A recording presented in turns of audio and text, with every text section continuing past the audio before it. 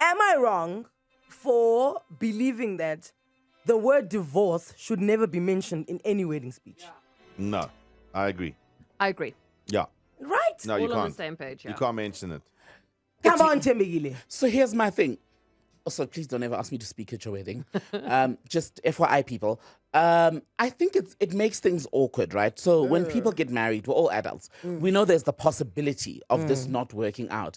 But I find it weird how people are spending so much time on that in speeches lately where they go, Yes. so even if it doesn't work out, we've still got you. Great. I'd expect the family and your friends to still have your back if it fails. But now we're all sitting there going, shouldn't we be congratulating them? Because that's the point of speeches on the day. I just think there's just so many other days where you can raise this quietly to your friend, quietly to your daughter, quietly to, whoever this person is that is getting married. And you have been given this honor of speaking at their wedding.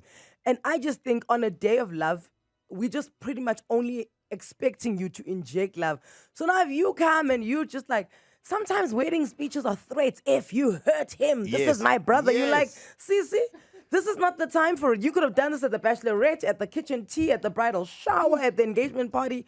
You now have a platform to speak love into this couple. And there you are. If you hurt him. Because even later, you can still walk up to them and say, I still got my eye on you. Exactly. But there's so much of this on the internet. That's why I think a lot of people are bringing it up, because there's so much of this conversation of, remember, she's leaving my house as a dad, but you can always come back, daughter, like that kind of sentiment of Even that annoys me.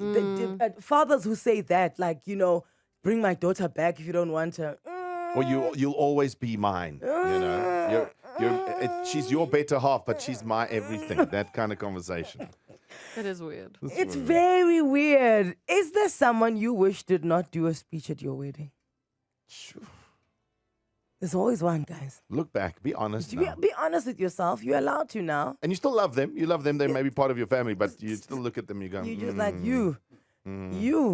The breakup divorce people and the ones who want to go back to your days in the streets are my worst people. Because I don't think your in-laws want to know that when you were at Rare's, you ran that place. To be fair to me, I always find, and what I'm about to say, I'm going to get cancelled by my gender. I find girlfriends, the friends to the bride, always give the most cringy speeches about their heyday of like, ooh, the boys used to love us, something. You're just like, this is not the platform.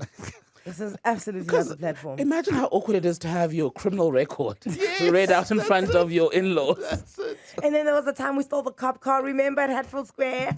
Oh my word, Candace, now you're getting married. And his wife came to confront us on campus. Friend, I never thought we'd make it to this point. Yeah.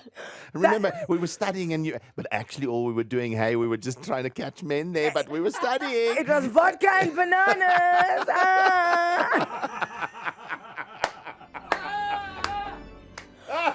011-8838-947. This is a safe space. The questions are two. One, is there someone that spoke at your wedding that really, like, you and your couple, you and your partner sit back, you're like, Jared should have just not spoken? Or am I wrong? This is like, obviously, like, part and parcel of the conversation. Am I wrong in saying I think the word divorce should never be mentioned at a wedding? I don't think it's got room at all. Like, at all. Never. Call us, text, send us a WhatsApp, 084 Send us a WhatsApp voice note. 7:21 on the clock, and the question at hand is there somebody that you wish you had not asked to speak at your wedding?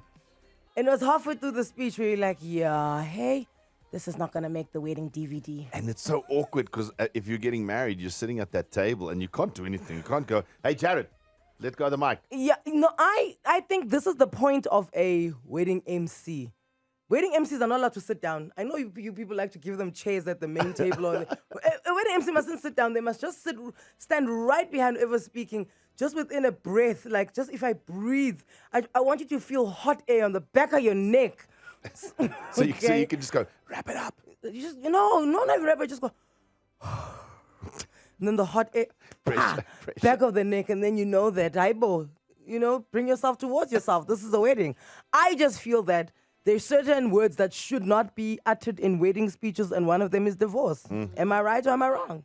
I get it when parents are saying that their daughters can come back because traditionally black female partners have been taught that whatever is happening, you stay in that marriage. You do not come back home because you will disgrace this family. My dad was not on the program, but apparently he did give a speech. It was a coincidence. I just left to change to my second dress. And apparently he did. I don't even know what he said. The most annoying speeches are from those random people you have to give the mic to, like relatives you haven't seen in a while, who then claim to love and have kept you to this day. And where would you be without us? And also, there's nothing more dangerous than someone who's like, I'm not on the program, but I felt I had to say something. No. Geraldine, don't say anything. Precious, good morning. Do you wish that you had not allowed somebody to speak at your wedding?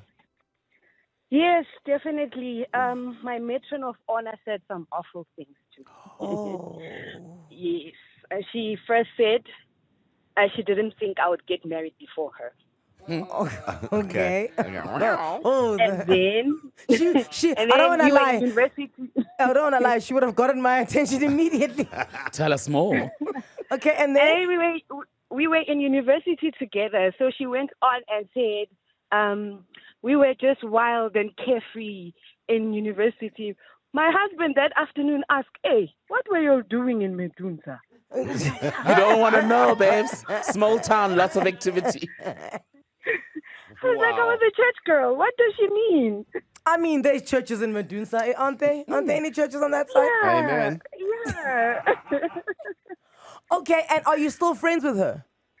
The relationship is rocky. She's still in my life, but I am very careful around her. Okay, Yeah. okay. And is she married? She is married, but she didn't have a wedding. Hey? Oh, Yes. okay. Yeah, that's it. That's not your friend. Yeah, I don't know.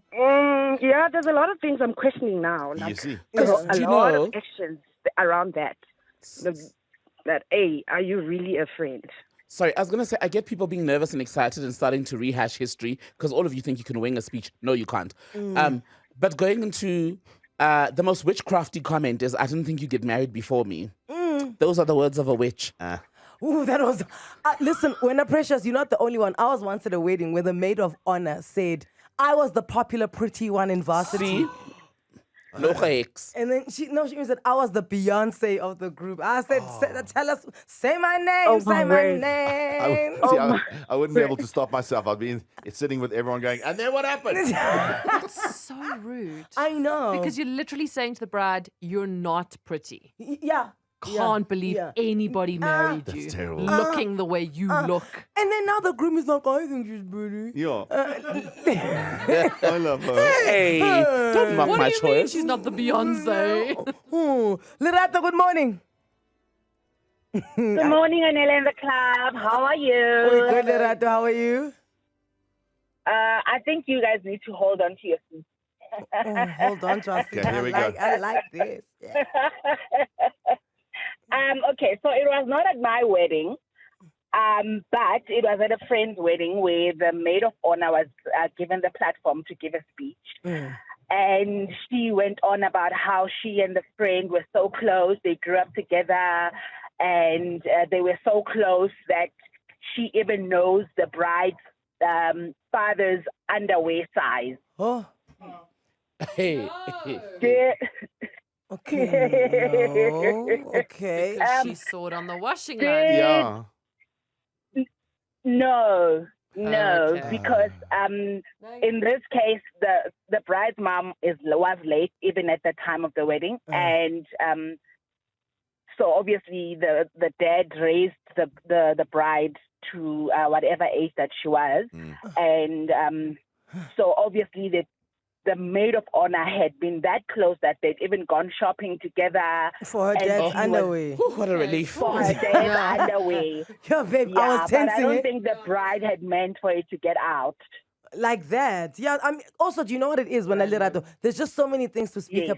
about your friend, about her husband, about them as a couple, about their future, about their goals, Yes. about their plans, about life in general, and not the Right? father's underwear size. Exactly. Oh. Talk about how you were there when times were testing and what. Leave the father's undies alone. Was that the worst of it, or did she say, "Hold on, I'm not done"? Hold my beer. She was actually stopped. Oh, good. One of the Oh. Danis at the wedding just went up and said, "No, Danami as ngalo hlobo," and Fair she took away chat. the microphone. Because can you imagine how nervous we all are in the marquee when someone says, I even know the bride's dad's underwear size. We're all like, lady, where are we going? There was gas. Gas, not gas. Clutching of pearls. Gasps. No, but listen, I can understand how tense that day must have been because as she started speaking Lerato, we all went quiet, and I literally tensed. I started like clicking my my knuckles and all of that. So you see, Right? yeah, Right? And I've been waiting for one day to be asked to call in to such discussions because this happened 13 years ago. Anele, And for 13 years ago. 13 years, you've had something to Endeni say. emtatweni. Are they still married? This is my question. Yes, they are still married. They Wonderful. have beautiful boys and a little girl, so they're going strong. They're going strong. And the maid of honor, is she still part of the family? Does she still know that dad's underwear size? Not so much. It's make or break, guys. Because you know what, your jealousy or whatever it is, your ill feelings about something will become apparent in a like a high emotional zone, like a wedding. Yeah. Like really. You can't hide. You can't hide, eh? You can't hide. Like, and it's weird that people think that they're hiding. I'm like, babe. No, we see your demeanor and how you're looking at You the are hiding guy. behind a broom. And they say, I didn't think you guys would last. And everyone goes, hey. Anele and the Club on 947.